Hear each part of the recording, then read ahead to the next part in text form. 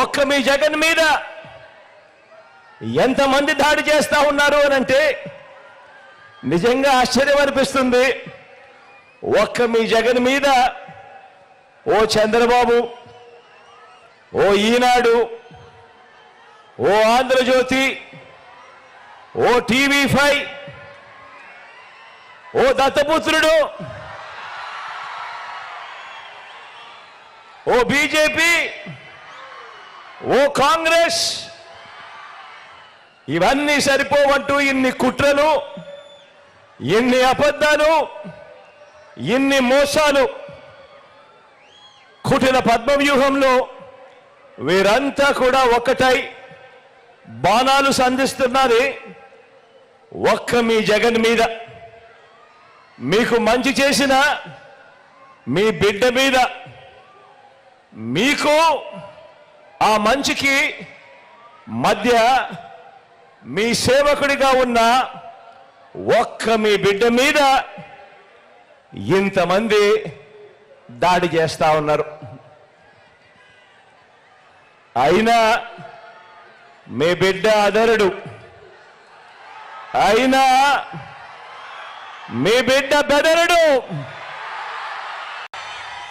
కారణం ప్రజలనే శ్రీకృష్ణుడి అండ ఉన్న అర్జునుడి మీ బిడ్డ.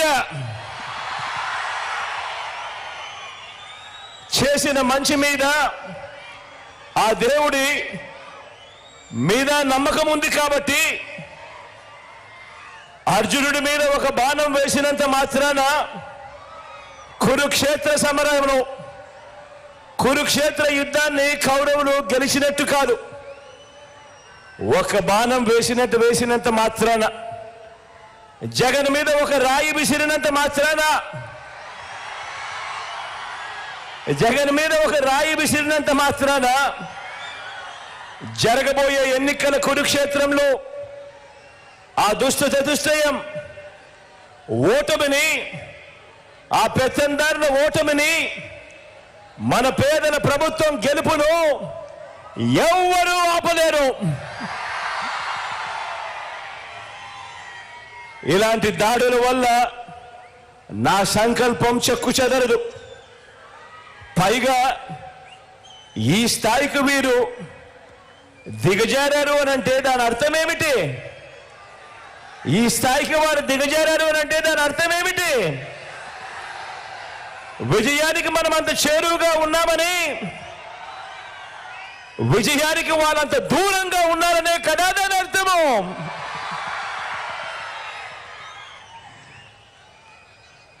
అందుకే చెప్తా ఉన్నా, ఈ తాటాకి చెప్పులకు మీ బిడ్డ అదరుడు, మీ బిడ్డ బెదరడు. మీకు సేవ చేయాలన్న నా సంకల్పం మరింత పెరుగుతుందే తప్ప ఏ కొంచెం కూడా వెనుకడుగు వేసే ప్రసక్తే లేదు. నా నుదుటి మీద వారు చేసిన గాయం, నా నుదుటి మీద వారు చేసిన గాయం దేవుడి దయతో అది ఇక్కడ తగల్లేదు, అది ఇక్కడ తగల్లేదు. అంటే దాని అర్థం దేవుడు మీ బిడ్డ విషయంలో ఇంకా పెద్ద స్క్రిప్టే రాశాడు అని చెప్పి దాని అర్థం.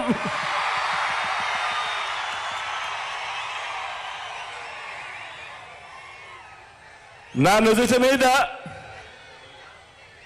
వారు చేసిన గాయం బహుశా 10 రోజుల్లో తగ్గిపోతుందేమో, కానీ పేదల ప్రయోజనాలకు చంద్రబాబు చేసిన గాయాలు, ఆయన పాలనలో ఆయన చేసిన గాయాలు, ఆ రైతులకైతేనేమి, ఆ అక్క చెల్లెమ్మలకైతేనేమి, ఆ నిరుద్యోగులకైతేనేమి, ఆ సామాజిక వర్గాలకైతేనేమి, ఆ చంద్రబాబు మోసాలతో అతలాకుతలమైన ఆ పేదల బతుకులు, చంద్రబాబు చేసిన మోసాలను, చంద్రబాబు చేసిన గాయాలను ఆ పేదలు ఎన్నడూ కూడా మర్చిపోయే ప్రసక్తే ఉండదు అని సందర్భంగా చెప్తా ఉన్నారు.